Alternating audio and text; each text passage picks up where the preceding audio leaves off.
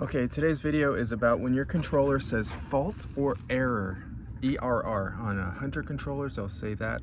What this means, 95% of the time, is that you have a bad solenoid on a valve. So in this situation, this is zone number 10. We were getting a fault code, which just says fault on the ratio systems. On Hunter, it would say ERR.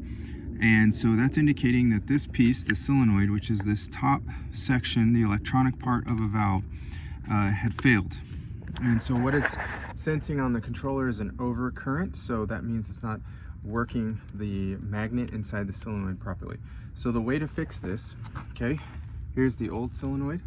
I cut the wires, there's only two, so cut the wires off, resplice a new solenoid in, and to easily do that, use the flow control, this piece right on the very top, choke it off, turn it all the way, it'll go about 5 turns, and that'll prevent water from flowing through, because if you don't do that and you take the solenoid off, water is going to shoot up in the air about 20 feet. So do that, put the new solenoid on, splice it in, and go ahead and test it at that point.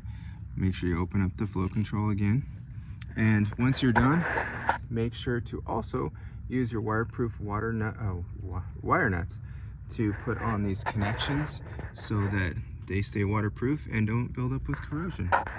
That will 95% of the time fix an error code.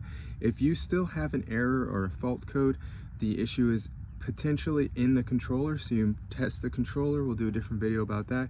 Or the error could be in the wiring, that it's sensing 2 wires touching together that shouldn't be. So that's a little more in depth. It doesn't happen very often, but if it does, it can be frustrating. So thanks for watching this video.